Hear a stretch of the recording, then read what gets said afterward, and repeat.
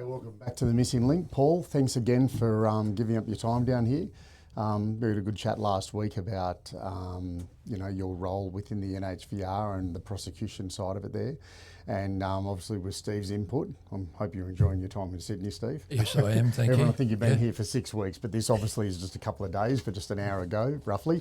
What we want to talk about, Paul, which I think is the big thing that's concerning a lot of operators now, not so many that are looking at what they have to do, probably more the compliance people that are trying to work out how it's going to work, is looking at the new safety management systems that are going to be coming into play, the new master code that came in at the beginning of the year.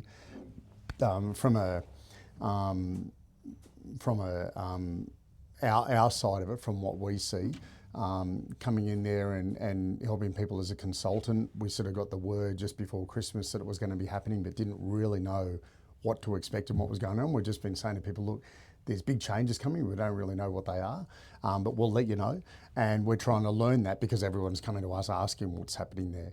But I know we touched on it a little bit yesterday with the NHVAS and that type of thing. We'll just run through some of the really significant changes you see, and probably the biggest one we would see is executive due diligence is really going to be a big thing that and I think rightly so, where senior members of companies, CEOs, directors, or whatever, need to have an idea what's happening within their organisation.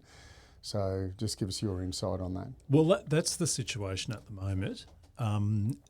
Probably a big change, probably one of the most important changes in the accreditation space is the requirement for a safety management system to be present as a prerequisite to getting any sort of accreditation.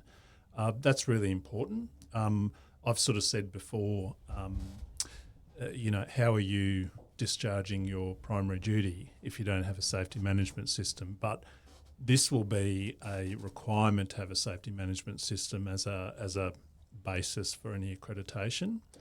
So we think that's, I suppose, increasing the level in terms of safety within the industry. We think that's a very positive step.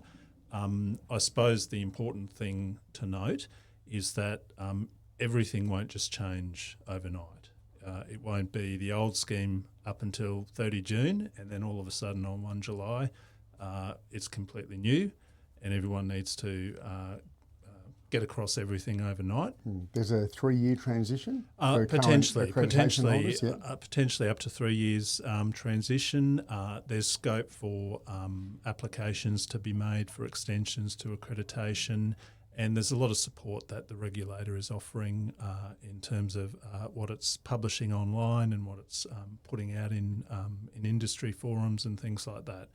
But it is less than 100 days till the new changes come in. We love a countdown. Well, look, it's always good to have a countdown to focus everyone's attention on things. But once again, there will be transitional arrangements, so we want to support operators as we go into the new arrangements. That's really, really important to us. Now, can you explain for people that hear the term but don't really get what it is, what your view on a safety management system is? What would you expect operators are going to have as part of their safety management system? Well, I'm not an expert on safety management systems, so there's lots of people who know about them a lot more than me. But look, it's all about assessing the risks that are present in relation to the business that's being run. So it won't be the same for everyone. Different businesses will have different risks depending on what sort of things they're doing, the types of freight they're carting, where they're going, all sorts of things will vary between operator to operator. So it's about assessing the risks and putting in place controls to, if possible, eliminate the risk, but if not possible to eliminate the risk, to actually reduce the risk as much as reasonably practical. So that's what a safety management system is designed to do. But most importantly, or one of the really important features that we sort of stress is it's not something that you just do and then put on the shelf. It needs to be integrated into the business. It needs to be reviewed. It needs to be supported by the leadership of the business. There needs to be training and instruction that supports it, different policies and procedures within the business, and also an important aspect is that it needs to be reviewed, particularly to look at if something's not working. And if something's not working, then that obviously needs to be changed. So it's really a continuous process of assessing those risks and how they're being controlled. So 8 years ago, chain of responsibility came very heavily in line with work health safety, and operators were expected to have risk management systems in place, which they probably didn't overly have before. It wasn't really harped on. So we would have put in risk assessments on loading and unloading and speed and fatigue and a few other things, roadside breakdowns, what have you. And so that's really when everything you're describing there is basically a risk assessment, where it will be looking at the probability, looking at the consequence, looking at how to try and reduce that down as much as possible, and then following those practices, correct? That's correct. And look, another important feature of a safety management system is, of course, incident reporting. So encouraging reporting of incidents, near misses, those sorts of things. So the practices and procedures can be reviewed. I think we spoke about an example yesterday in relation to a possible prosecution, and if there was a contravention, an option might be to just say, oh, well, that's never happened before, it'll probably never happen again, let's just forget about it. Yeah. That's not the right way to go. The right way to go is to delve into why that happened. Yes. It might be something's missing in the policies, procedures, practices. It could be that an employee has decided to go off on a bit of a frolic of his or her own and not do the right thing, but it's important to be examining those sorts of things. So there's that continuous improvement. I think if people think about it this way, that under the new regime, auditors are going to be required to take a slightly different approach from what they've had under the new requirements. They're going to have to use an SPOE approach, which means, let me see what the description is. They can, in relation to a particular issue, they have to see that there are measures that are present. So at entry audit, are there measures that are present in the system to manage a risk? And the S is, do they appear to be sufficient to manage the risk? On subsequent audits, the auditor's then going to look at what you were just talking about, is whether those systems are operating, that's the O, and the E is whether they're effective, and looking at all of that to see if you've got in place what's needed to manage risks and that they're working and it's effective, and as Paul just said, if they're not, changing whatever needs changing. I think if people see it this way, anyone who's got a current, genuine BFM package in place, not just a document they bought, paid for, put on the shelf and got accredited, but one that they're using, it'll have procedures in it that talk about what the scheduler has to do, what the drivers have to do, the checking of work diaries and all those things. But they may only have that in place. So that's a safety management system for fatigue. But that may be the only elements in their transport activity that they're actually covering with documented procedures and practices. Mm-hmm. What's going to be required if you want fatigue under the new regime is you'll still have your fatigue system, which you might modify, but you have to broaden it out so that your entire transport activity is covered by a safety management system. So things outside of and in addition to fatigue. So anything and everything that gets done in the business, from the point of view of once you buy a truck to servicing it, maintaining it,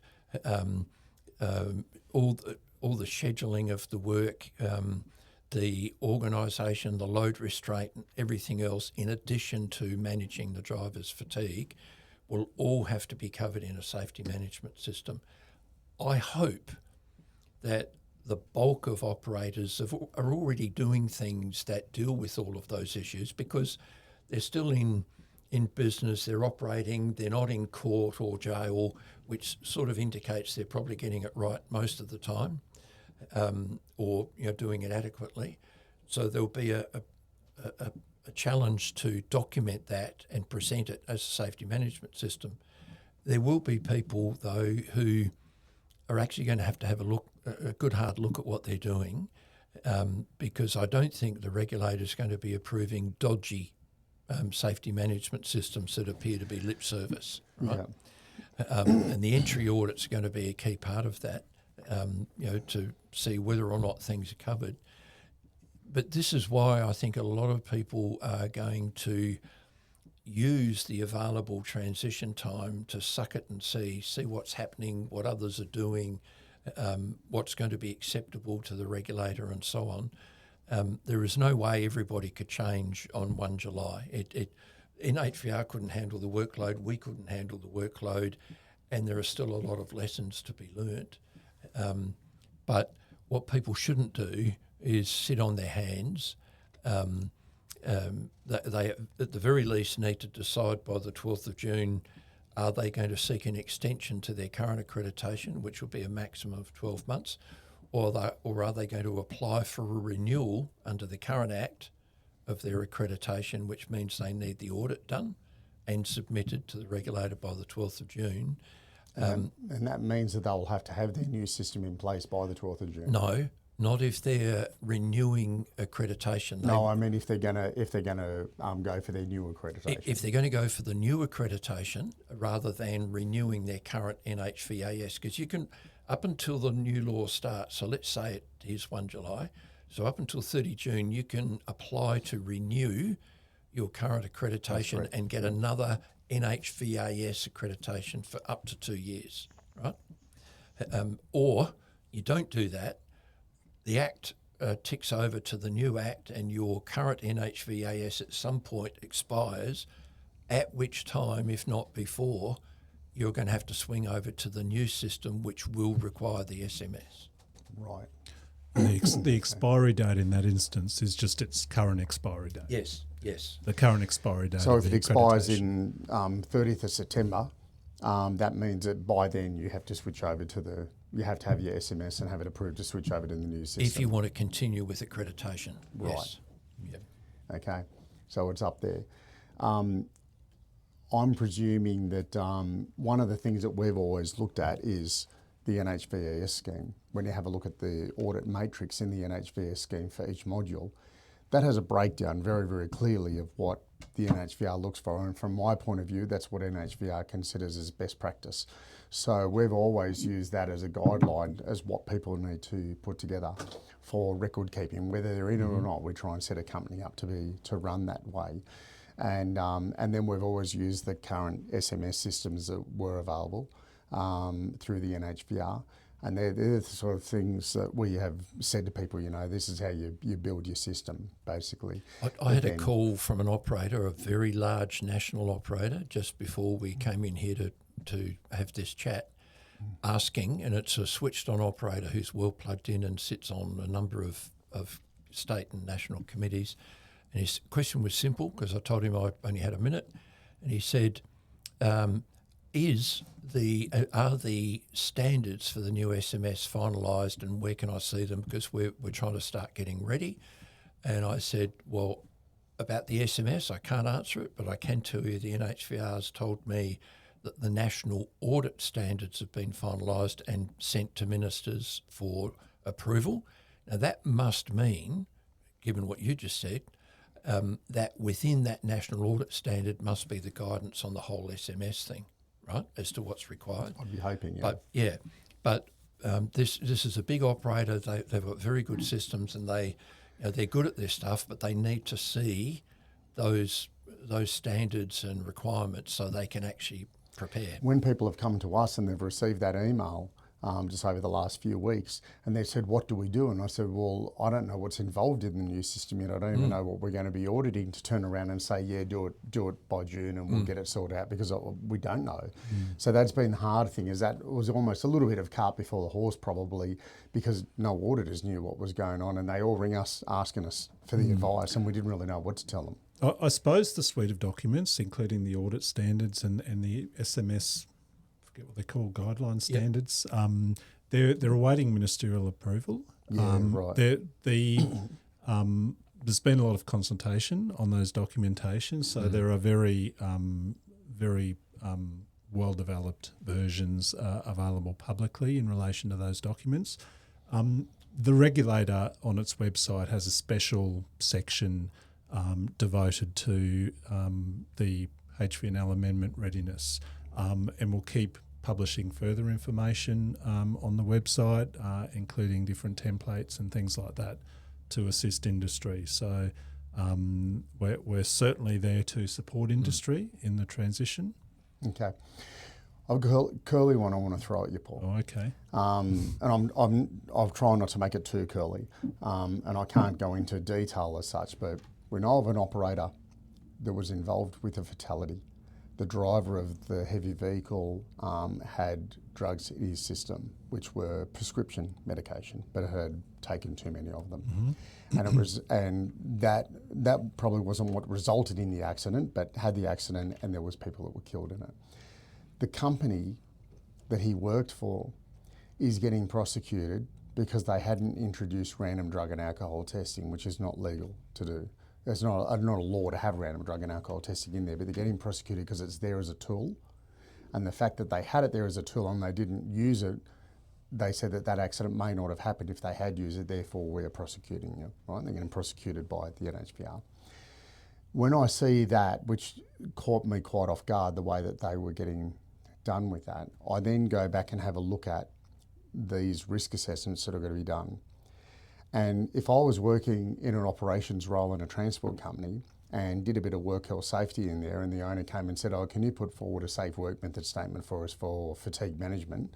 Because we want to go into this new scheme, we want to do 15 hours a day, blah, blah. I said, can you put something together? And I'm, yeah, righto. And I went and plagiarised and looked around and found what I could do and rang up a mate, and he said, yeah, we've got a system here, we'll send it to you. And I pulled bits out of that and got it together, and I think that looks about right.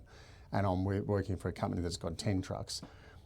If one of the drivers then had a major, again, where I was going to look at the major, which resulted in serious injury or death, and that driver, they found out that it was fatigue related, could I, as that person who's put that together with not a lot of experience, just been asked to do it by the boss, will I face prosecution because I've written the risk assessment? They're going to say, well, your risk assessment didn't work because that guy's just been killed. Would that come back on me as an employee? Ooh. I know it's a curly one, yeah, but it's probably a thing is. I've had in the back of my mind, because when it comes to prosecution, so I'll just elaborate a little bit more, a lot of us haven't been to court. I've only ever received a couple of speeding fines in my life, so I've never been to court apart from being subpoenaed to court. And you and I spoke about this a little bit off air, and it's not as frightening as what everyone thinks, and it's not like Law and Order where they go in and throw shit at people. But it still is a little bit overwhelming, and I think if you're on the receiving end and you're going in there and you're about to get charged for something, you're going to try and defend yourself, you don't know. A lot of people will just pay a fine and say it's not worth going to court because they reckon they could get stung with court costs and everything else. Why challenge a $700 fine? We might as well just pay it and move on. So, and that is a bit of a problem with those little fines. That to me is very difficult. They can't even afford to get a lawyer for it because they might say, oh good, we squashed your fine, but it costs them $2,500 in legal fees to do it.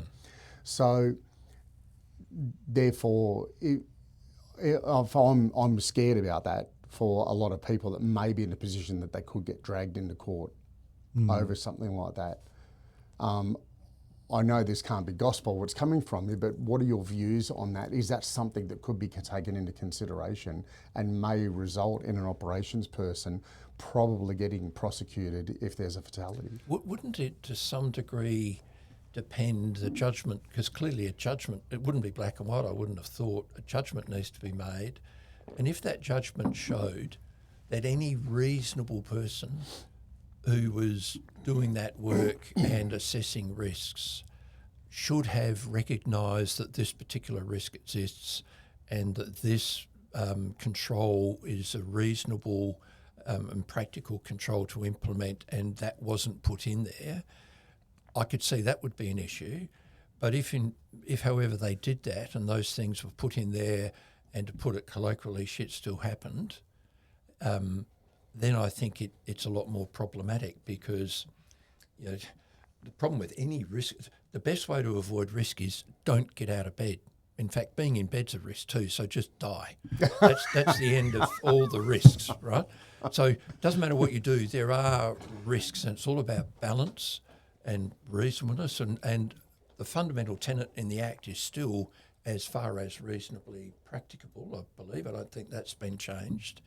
So the reason I jumped in is I just thought if I put my tuppence worth in, because I would have thought that it's not just the fact that you as an employee have prepared that risk assessment, it's about what ought you to have known and considered if you were acting as a reasonable person in the circumstances.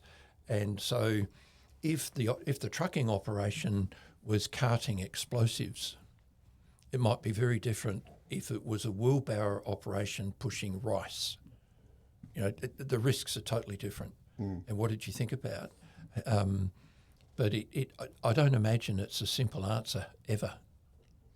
And look, that's right. It's not a simple answer. I'll give the lawyer's response of it depends, but I'll unpack that a bit. That's relevant though. Yeah. Can I just go to sort of a point you sort of raised about people being scared of court processes and just paying a fine because it's sort of just the easier option. It's everyone's decision if they're charged how they proceed with it. But I would urge people, if they're charged or given an infringement notice and they don't know what the allegation is, they don't know what they're alleged to have done wrong, just ask about it, because that's everyone's right to be informed of the allegation against them, and that's only fair, isn't it? And so just on that, to educate people, is that a matter of them saying, okay, well, I've been given a fine here, I don't necessarily, I'm not sure what it is, and the NHVR has given me this fine, they've sent it to me, that they ring the NHVR and say, look, I'd like to discuss this fine I've been given with somebody to explain this to me. They could do that and just ring the front desk and put through to the prosecutions department there? Yeah, look, we've got sort of different areas depending on where something is. So if something's before the court, it'll be allocated to a prosecutor. Look, I actually have prosecutors sitting outside my office, and I hear prosecutors, regularly discussing with defendants what's sort of going to happen in court and what the charge is about and sort of things like that. And when it comes to court, we actually send out a statement of facts. I'm not quite sure if it's called a statement of facts, but something like that, which actually tells the defendant what the charge is about. It's a bit different with an infringement notice, because in infringement notices, there's not a lot of information that you can put on an infringement notice. It's all very well if the SCO has issued it roadside, because the SCO would explain to the driver then and there what it's all about. But if it's something that comes in the mail or something like that, then there might be issues. And yes, people can make representations and contact the NHVR, probably best by email, but they can also sort of ring in and they'll be put through to a relevant person to talk about that infringement notice and what the issue is. So, yeah, no issue there. And that's very, very important, because, look, I'd hate to think people are paying fines when they don't understand what the fine is for. Yeah. So I think there's an interesting question built into Bruce's question, though. Let's say Bruce wasn't an employee. Let's say he was a consultant who did that work, and the company that he's doing it for, the client company, they've actually got to accept responsibility because it's going to be their package and they should make sure they know what's in it. But if he did that work as a consultant, I don't see how he'd ever be seen as a party under the Act. But if he does it as an employee, then depending on what his role is and how he goes about it, he may or may not be seen as a party. Is that right? And look, that is right. And, you know, depending on the role is sort of very important. You know, how high up are you sort of, you know, are you an operations manager? Or, you know, are you sort of someone whose sort of, you know, normal job is to sort of do payroll and you've just been asked as a bit of a side job to, oh, you know, can you just sort of sort this out? Look, the law never expects people to be perfect. So you don't get prosecuted for not being perfect. But there is an expectation that people, you know, properly turn their minds to issues and exercise a reasonable level of diligence. From a practical perspective, at one end you have sort of perfection or close to it. You know, a system that looks great, is being followed, is constantly reviewed and all that sort of stuff. It's working well. And as Steve said, there's always risk. And unfortunately, sometimes things happen despite all the efforts we make to sort of manage the risk. We sort of know that. But that's the sort of, you know, gold standard, if you would. At the other end is just a complete failure to engage with the task. You know, just ignoring the fact that there are risks which have to be managed, or knowing there are risks and being reckless as to the consequences. So, you know, if you're doing that, especially if something happens, you'll be prosecuted, you know, every day of the week. Yeah. Because that's just, you know, not on really. And then there's a big area in the middle of, you know, there might be a situation where sort of people are trying their best and just sort of not getting it. And that's where we sort of have the discretion about what tools in the enforcement toolbox we use. Look, where there is a death or a serious injury, it's always going to draw attention from an investigation point of view. It's never going to end well, that one. And look, notice I said from an investigation point of view. Yep. It doesn't mean it will go on to be prosecuted. There's actually I suppose, interesting subtlety in relation to the point of an investigation. A lot of people think that the point of an investigation is to gather evidence to prove a charge. It's actually not when it comes down to it. An investigation is there to gather evidence so a decision can be made about whether an allegation is substantiated or not. So you start an investigation on the basis that there could be something in it or there may not be something in it. That's what we're here to find out in an investigation. So an investigation will sort of gather the facts so a decision can be made about what enforcement option we proceed with. It may be an improvement notice. Look, it may be a prohibition notice in extreme cases. It may be education or it may be a prosecution. We have an option of issuing a formal warning. So there's lots of options in there. We've been involved with a few enforceable undertakings and the company's got the right state of mind for that and it cops that for what it is. They actually, at the end of it, are appreciative that they didn't get just a fine and they actually were told, invest your money into fixing your business. And that's a big job on the NHVR's part as much as it is for the company. Because you know, we've gone in there and actually done training and stuff on behalf of them. We've had a couple. One in particular, all they had was a heap of mass breaches, way too many. Again, excavation company, and so they have been knocked off time after time. And once they get a few of them, they start pulling every one of them in painted the same colour. So that's normal. And then they said, you guys are really abusing this. And that purely boils down to educating the people on site who are loading the trucks, not necessarily the guys driving them. But they ended up copying an EU, and they really took it well. And even the owner used to come along to the training sessions. He'd come along again and again and again to the same training sessions. I was doing them in groups of drivers to learn himself. And he said, I don't believe I'm going to say this, but I'm actually glad this happened. He said, it's just taught us so much. So we could have gone in there getting paid an hourly rate and just not educated them because they weren't as serious about it. Yep. Then we've had other companies. We've got one that screwed up really bad and knowingly screwed up really bad, and it was fatigue related. And they didn't realise what they were doing was so serious at the time. They knew they shouldn't be doing it, right, 100%. They copped that on the chin.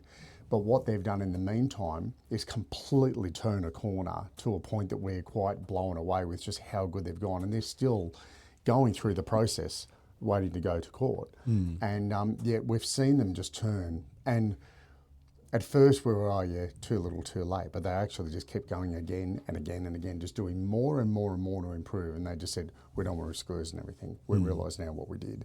And I just wonder if that would help them, or if the NHVR would turn around and say, well, that's not even going to be part of an EU if we give you one, because you've done it all beforehand, before we even issued it to you. But you can see very, very openly, and we're dealing with one of the investigators and we talk to him regularly, but he's watching what they do as well. But I've just wondered how that would influence that situation where they actually are making a really concerned effort, because for some people the penny just doesn't drop, Paul. But for these guys it did, and they said, geez, we deserve this, but let's fix it in the process. Yeah. Look, again, a bit in that. Look, it's people should learn from non-compliances, and back to the question about, would we prosecute, would we not prosecute? One of the things that sort of draws attention is not monitoring compliance with policies and procedures, and not taking action for non-compliances. So you can have the absolute best safety management system in the world, the absolute best, cover every risk, the controls are fantastic, gold class. But if you're not monitoring compliance with it and taking action for non-compliance, then, it's not operational. It's not working. You're better off not to have a system at all. Well, in a way, rather than dragging one off the shelf, blowing the dust off and handing it to the investigators, it's just that's silly. It has to be used. Well, look, in a way, you probably are better off, because it's giving you a bit of a false sense of security, isn't it? That this document sitting on the shelf is protecting you from something. It just shows a lack of knowledge, though, doesn't it? It shows that the people who have gone and paid for that still don't know what they've got and why they've got there's it. a mindset out there, and I've dealt with it quite often when I've helped companies with BFM and AFM programs and maintenance programs, and we talk about the monitoring, the fault reporting or other feedback mechanisms, and I asked them early on, and it's scary how often they say, no, look, we don't get any reports of anything wrong because nothing goes wrong. And I said, well, that's bullshit, straight off. It is impossible to have an organisation with 6 people in it or 180 people in it and nothing ever goes wrong. And then I say this to them and they start to get it. You've got to understand, it's good to be reporting issues and how you've dealt with them, because it's demonstrating that you are monitoring, managing and correcting things. If you ever end up in court and you can't produce any of that, no court in this land is going to think your system's real. Because they know things go wrong. So, and the reason this is important, maybe it's a bigger business with a board and you've got various levels of management. If these lower levels of management are afraid to be reporting to the board about problems, and so they don't, and I know this has happened in some big businesses over time, that actually works against everybody's interest, including the directors. Because if they actually sit there thinking, geez, we employ 4,500 people in our logistics business and we are so good, we never get any reports of anything going wrong when we look at the reports at our quarterly meetings. So they must know that that's not right. They should be going to the people below them, the senior managers and maybe get off their bum and go and walk the floor in the warehouse and develop a culture that encourages reporting of actual issues and demonstrates how you're managing it. That's the system working. It's actually good. It's like checking your pulse when you know. Yeah. Yeah. And look, directors should be very curious about how risk is being managed and asking a lot of questions. And Steve's right. If they're not getting anything, they should be asking about that. What's actually happening? So that's very important. And you get that, Steve, and I get that as well. But what we see, and this is making excuses, is just another side of the table, is where you go into a company, let's say they've got a landscape supply business, and they started off working out of the back of a chook farm and selling a bit of manure in bags. Yep. And then they slowly built up and they bought a couple of little tippers and they're delivering stuff, and then they buy one big truck and they rebuild it, and that's their pride and joy.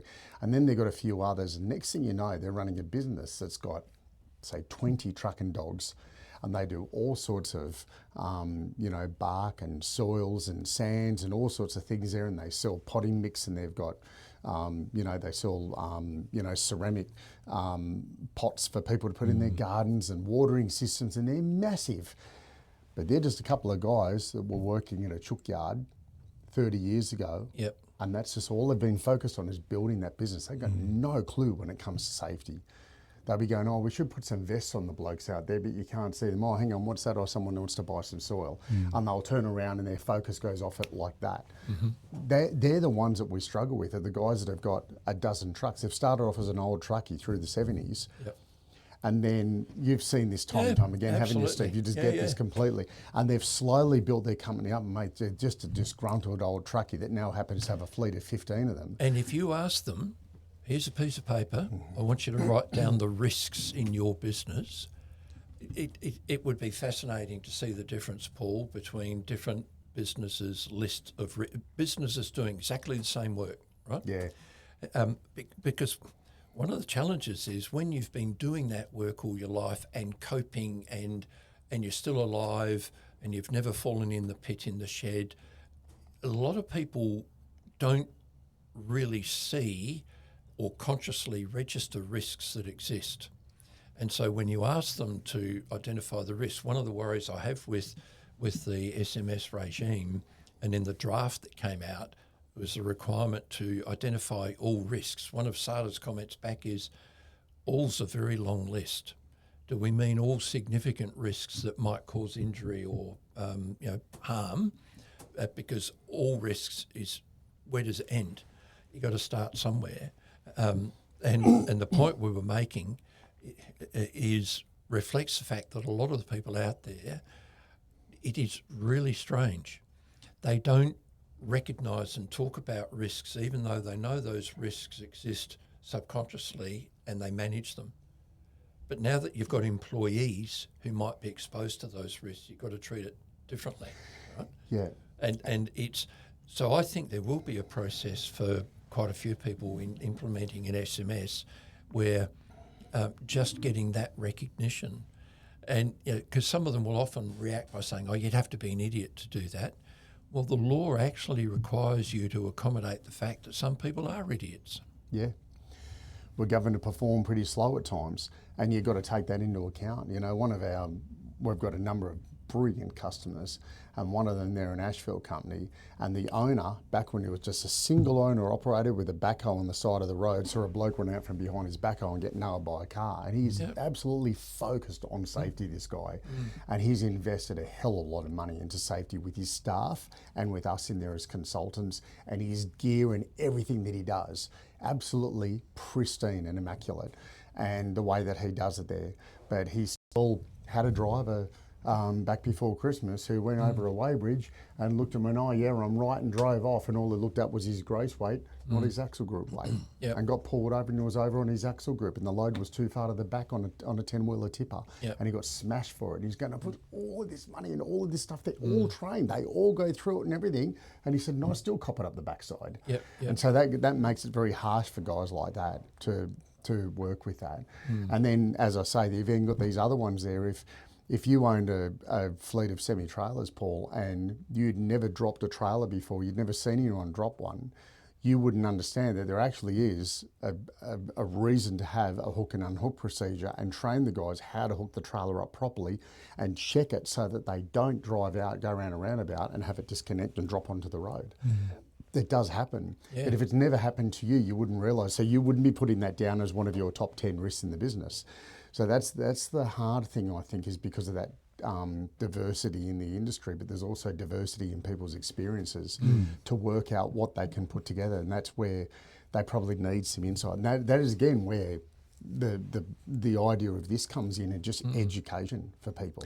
Yeah, and look, sometimes when you hear about risk, you hear about a top-down, bottom-up approach. Yeah. So, it's not just the bosses who are deciding what the risks are, but involve employees, involve everyone in identifying risks and escalating them so there can be proper controls, proper assessments put in place.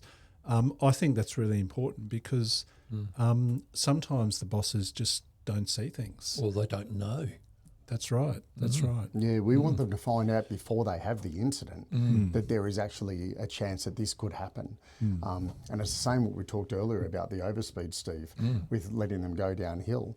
And my initial reaction many years ago when I was driving, and I remember talking to a highway patrol about it one time that I'd met up at a job somewhere, and we talked about overspeeds, and I just said, mate, if you hit someone at the bottom of the hill at 100 or 120, you're gonna nail them. And he goes, yeah, but the difference between 100 and 120 can be life and death. Yeah, yeah. And I went, that's a fair call, isn't it? Yeah. And so that's one of those things that made me start looking at things a different way. I think my greatest experience that I had was working with a fella named Frank, who worked for Safe Work. He'd come and left them and came and worked, well, not work, but worked for a company that I worked for some time, and taught me so much about liability. I think he must have realised I had some potential, and I was extremely safety conscious like my dad was. And Dad worked for Channel 10 for years and was in charge of safety at Channel 10, and drove a truck there, but he went in and they put him in charge of it back when no one did it. He was in the late 70s. And I think that Frank must have realised that in me and really hammered it into me until one day the penny dropped. And I credit him for me sitting here talking to you guys and having the head that I have for this, because he was the one that made me realise that these things can happen and they can happen so easily, and you've got to educate people on it as much as possible. And I'm getting pretty old now, and I want to make it clear that I want to educate as many people as possible before I hang up the keys, I think there's a generational change happening in trucking too, right? There are a lot of family businesses. The bulk of the industry are small family businesses, and in a lot of them, the younger generations now coming up into management and taking over. I think they're a bit more attuned to a lot of this because, the older men and women who started the businesses, or the grandfathers, they were the just get it done type mindset, right? The current generation, I think, provided they're informed, they're a lot more. I have found them a lot more open to a lot of these things, whereas their father or grandfather or grandmother would be saying, "Oh, that's bullshit. Just do it," right? So I think that'll help with that change. Yeah. But the real challenge here would be, I think, for all people involved, whether it's auditors, operators, NHVR staff, police officers, or whomever, keep some balance in it and be realistic, and don't get too anal about things that really aren't on the scale, but also don't be bloody complacent. Yeah. I will say time and time again till I'm blue in the face that often when you see an incident, it's complacency. And any safe work inspector that we deal with, and we do have a bit to do with safe work as well, it's always down to complacency. When we do training, it's safe operating procedures, because that's what safe work look for, not a written procedure, it's pictures. And I go out there and I stand there with the operator and I go through everything and I try and find what could go wrong and try and create it from that. And now we're doing it in PowerPoints and videos instead, to try and make it simple for people to see and understand. So even a pre-trip inspection now, we've been doing them via video. and it's part of the induction of the company. You can't just give a driver a piece of paper and say, there's your pre-trip inspection, mate, make sure you do one, and then walk away, because a lot of them look at it and don't even know what to actually look for, when it just says check tyres. Yep. That's all it says in there is check tyres. You've got to have a description and show them. So we try and put more information in and then have them sign off that they understand that as best as possible, and that's our education to companies trying to do it. But yeah, there's certainly a lot to take on board. There is, and look, I think an important aspect in relation to safety is I think it's connected to the sustainability of the industry. You know, there's difficulty getting drivers at the moment, we know that, but I think a safe industry is an industry that people are more likely to want to work in. They're not going to be too keen to work in an industry where they're not sure whether they're going to go home at night to their family. That's so, right, yeah. you know, I think it's important in relation to that point of view too. And safety management systems, I think they're becoming more and more common. Yeah. You know, Queensland passenger transport legislation just recently introduced a requirement for, they're not calling it a safety management system, but it is a safety management system. Right. Okay, So yeah. it's not just isolated to the heavy vehicle industry.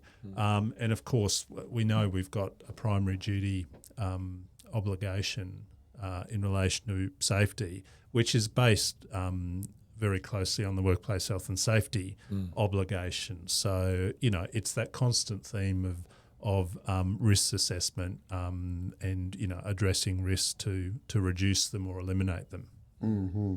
I think there's one little thing that I know in conversations a lot of people have completely overlooked and or not understood, and that's this interesting question of how a court might see what you've done, because as to whether or not you have, as far as reasonably practicable, done things. And the difference between, I've got one truck and it's just me and my wife.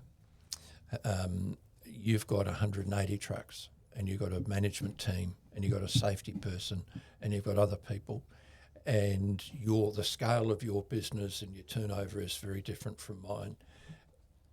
It's pretty obvious that, and there's plenty of evidence for it, courts will expect a bit more from you than they will from me.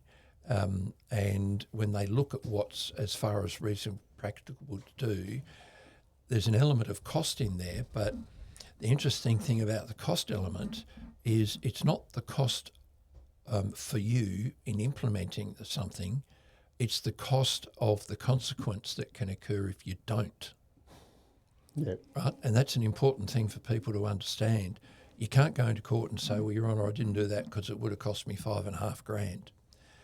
If the cost of the consequence, such as you spilling cyanide in the main waterway in Melbourne or the main reservoir, the cost to everybody of that failure on your part is massive, and therefore you're going to be expected by the court to put a fair bit more effort in. And it's not just, because we had this debate when CIR first came in, and people cottoned onto this cost bit, and they were saying, "Oh, right, so if it's going to cost me too much, I don't have to do it." No. It's what would the cost be of the consequence of not doing it? I think that's an important point. I think a relevant factor is also the cost of implementing the control and the resources available to the particular company. Yeah. Yep. So, you know, a huge company with 15,000 employees is going to be expected to, you know, implement more costly control measures than a one or two person company. And they need to, because they've also got a situation there where the more employees they've got, the more chance of something going wrong. Yep. So they've got to put something in there. A perfect example that we try and point out to people all the time when we're doing an audit is, do you have a spill kit in your truck? The amount of people that said, "Oh no, we don't carry liquid." And I'll say, well, you've got hydraulics, or you've got fuel, or you've got oil in it.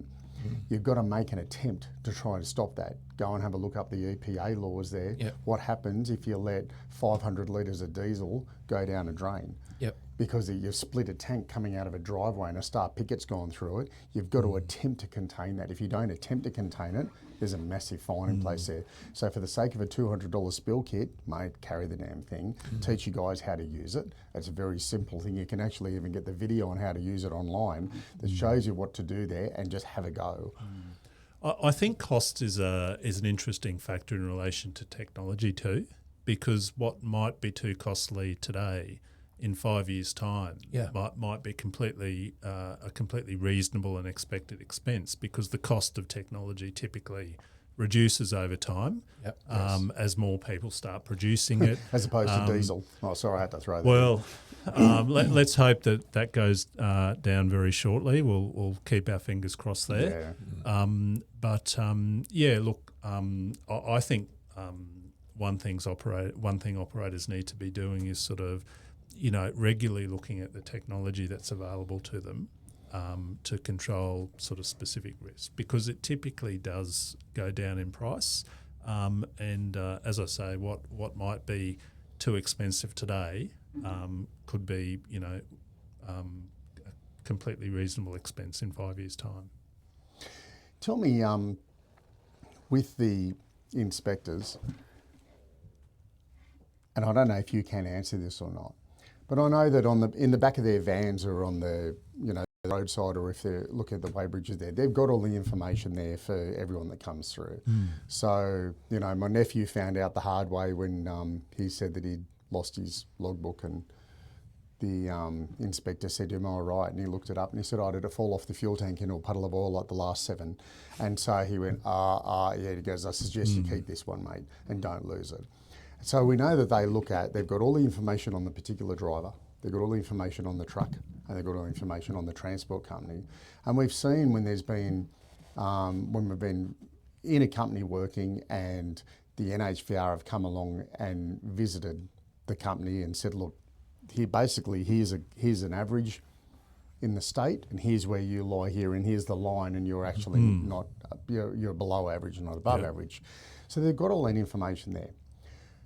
If you get a company that gets pulled over on the side of the road, and let's say that they just happen to have something that's, let's say, and in Sharon's case, something that she spoke about was that they, with the amount of trucks and trailers and everything they've got, they were the full length of a road train combination there, and they were 13 centimetres, less than half a ruler length over length. It was a bolt hole on a turntable that it was out. Instead of giving them the $540 fine, they can look and say, "You guys are actually pretty clean, and look how many miles you do, and da-da-da-da-da. We're just going to give you a formal warning, go and fix it." I mean, that's registered anyway. If it gets pulled over again and they haven't fixed it, fine them.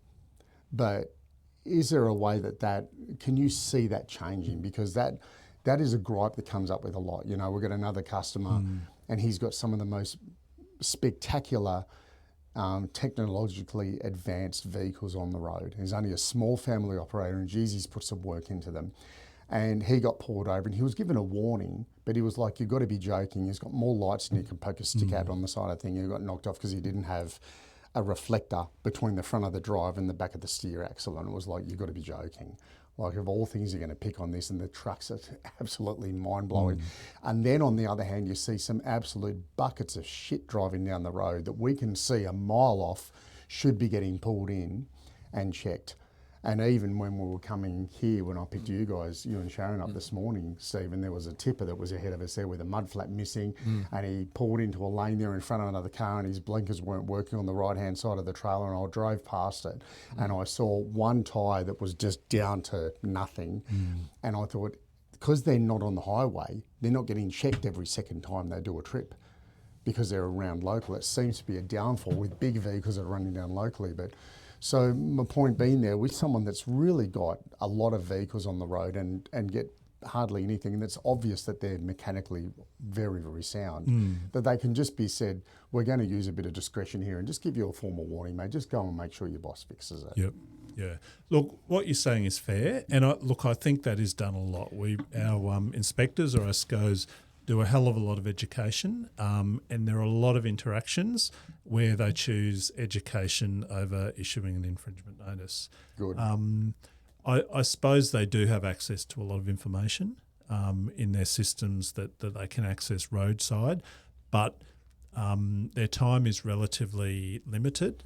Yeah. And I suppose once they finish with one truck, they're on to the next truck. So they have to balance the time they spend with one truck, so they can sort of get on to the next one, and I suppose look at as many trucks as they can in one shift. So there is a bit of a balance there. Yeah, sure. Yeah. So we're constantly working on our systems. Technology is a really important enabler for the regulator, just like it's an important enabler for industry. So we're constantly improving our systems, and that will only get better over time. It'd be good if taking advantage of that technology and the advances the regulator's making, every time an officer has some sort of interaction, it goes into the system, right? And over time, that would mean the system's got a picture of coming out of the data that, every time they pull you over, Bruce, any of your trucks, there's always an issue, right? So they're going to focus on you, and I suspect I know they're adopting an intelligence-led approach more and more, but taking your point, Paul, that they've only got a limited amount of time and we can't expect them to say, right, I'm not happy with that, let me just trawl through all of your records and see what you like. Maybe something that, I'm not going to say star system because Ron Finnemore tried to get that up, but something that tells when your SCOs dial in Steve Shearer Transport, something comes up that says, really freaking good. It just straight away gives the SCO an indication that from all the interactions you've had and the knowledge that you've got about the size of my fleet and how often there is or isn't an issue, I'm actually just like a rating. Yeah, I'm on the good side of the scale, and that just gives them guidance. They still exercise their discretion, but they say, yep, okay. But if it comes up black mark, now listen, Bruce, they might have a look a bit further or whatever, but we ought to be able to get to that point. And I can't see how it could be abused because the data you're getting and putting in is going to be keeping up to date what my rating is. Yeah, look, we're heading towards there, and look, I suppose the dream is where we want to be is we're not bothering compliant operators. Yes. Where we've got streamlined processes, so if they need to put in a permit application or that's efficient and done really quickly. We leave them alone, and they run their company because they know how to run their company. And you just check now and again. Yeah, and look, we really sort of focus our effort on the higher risk operators and those sort of medium risk operators. Yeah, I mean look, that's the dream of every regulatory agency when it comes down to it, to have a intelligence led sort of system that's sort of so sophisticated that we can, with a high level of confidence, know exactly who we should be pulling over and who we should be targeting. So that's definitely where we're heading. Yeah, that's great. And just one last thing, because I know you've got a plane to catch. So when we have a look at notices when they come in, a company gets a notice, and I had heard this has changed, I'm not sure if it had or not, but one thing that I'd found is if a company gets a notice, they're all up in arms because they've copped a complaint or someone's dobbed them in for some reason, and there's been a lot of that on the hotline there that probably isn't warranted. But I think you guys are better at checking that now, finding out the person had been sacked for the company, so he thought, I'm just going to tip him into the NHVR, I'll show them. But what we found is that once the investigation had finished, the company wasn't getting told that, so they're there just waiting for something else and put that last lot of information in, giving them a little bit of a heads up and coming back and saying, look, we've checked everything now, and basically we're going to close the case now. You've proven that everything you're doing is right. We don't have any problems with it. Blah blah blah. Rather than just leave it at open ended for months, they're there looking at each other, going, well, going, maybe that's it, because the communication there is something that I think is very big for the transport companies, because again, they never had that happen before. they're crapping themselves. It's a stress factor issue, big time. Yeah. Look, that's a fair point. Look, sometimes people don't know they're under investigation, which is good. If they don't know, then they can't worry about it. But if they do, it seems only fair to sort of let them know if the investigation's completed, and nothing's been substantiated to let them know that. That does happen, as far as I know, as a matter of course. Although there may be instances where it's been missed, so we can look into that. We did something similar. SARTA raised several years ago now a concern about people get notices to produce through Safety Cam. They go to the effort of sending the stuff in and they weren't even getting an acknowledgement. That's the first negative point. And secondly, they weren't ultimately being told that unless a fine arrives for a driver or somebody else, they weren't being told, yep, we've looked and there's nothing to see here. Right. SARTA spoke with the NHVR a number of times over a period, and NHVR started sending acknowledgements saying thanks for sending us the material, and sending a response later saying we've looked at it, it's all good, thanks. Right? It doesn't always happen, but the regulator did make that change, and I think it's important for industry, either operators directly or through industry associations, to keep that feedback loop going, because it is important. And I've got several operators at the moment who are wondering where certain things are up to, and it is a stress, and it can even have a commercial impact, because you might be needing to make decisions about whether you're going to commit to buying some new equipment that you wouldn't buy depending on the outcome of some process that might be on foot. A whole lot of variables, isn't there? Yeah. So, but it's clear the regulator is open to that sort of feedback, and I think we need to work constructively with the regulator to continue that process and make sure it's working. So the worst thing I think operators can do about these sorts of things is to go and have a whinge with their mates, but not either engage with the regulator or an industry association. Yeah. That's fair enough. I suppose it's the thing, isn't it? It's the good operators who worry about things like that. Yeah. And the bad ones probably don't care. So, look, if we're missing some letters, then we'll have a look at that. Yep. Yeah, excellent. Well, gentlemen, it's been great. It's been a long couple of days for both of you.